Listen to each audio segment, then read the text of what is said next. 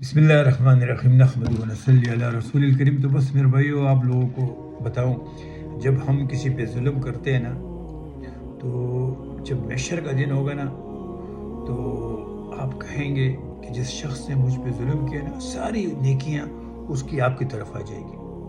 आज तो हम बड़े फ़ख्र से जुल्म करते हैं, लोगों को हकीर समझते हो, न जाने क्या कुछ से हमारे ज़हनों में फतूर होते हैं। लेकिन मेरे भाई, एक वक्त आने वाला है कि जब आपकी सब नेकियां जाएगी और उस बंदे को मिलेगा।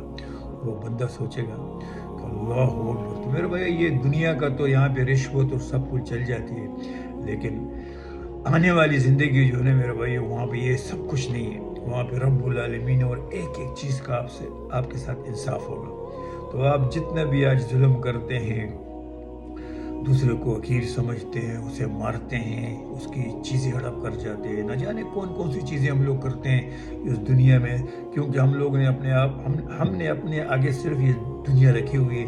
मौत को तो हम भूल चुके हैं। और मौत को तो वैसे भी अगर आपने देखा होगा कि जब इंसान के किसी जगह पे कोई अपॉइंटमेंट होता है, तो उसके लिए कितना तैयार रहता है, हफ्तों हफ्तों उसका इंतज़ार करता है। और जब वो वक्त आता है तो माँ भी उसे उठाता है, वालिद भी उसे उठाता है, उठो आपका वो अपॉइंटमेंट है। लेकिन मेरे भाई, अफसोस उस बात का हम कहते हैं कि हमें हुजूर अकरम सल्लल्लाहु अलैहि वसल्लम से बड़ी मोहब्बत, अल्लाह से हमें बड़ी मोहब्बत, लेकिन यहाँ पे मुअज्जिन अजान दे रहा हो अगर हमें कोई फिक्र नहीं होती है। यानी थोड़ी सी ज़िंदगी के लिए हम एक अपॉइंटमेंट को अगर मिस हो जाए ना, तो कितना मसला अब कश्मीर बन जाता है। और यहाँ पे अजान हो रही थी, मुअज्जिन कह रहा है कि अल्लाह अकबर, कि अल्लाह सबसे बड़ा है, नमाज की तरफ भाग।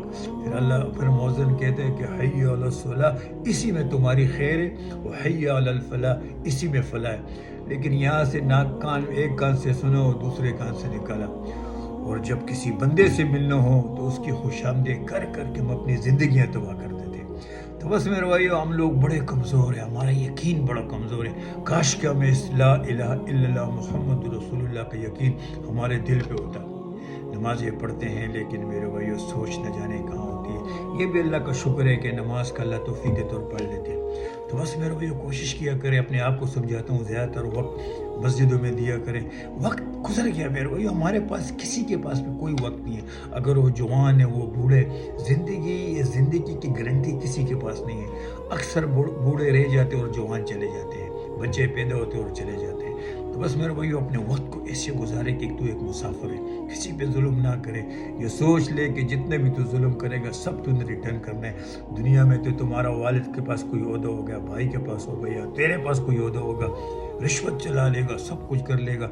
लेकिन मेरे भाई, आने वाली ज़िंदगी जो है ना, उसमें कोई रिश्वत नहीं, कोई वो नहीं कि आप ये कर लेंगे। आपकी तमाम नेकियां उस बंदे को मिल जाएगी।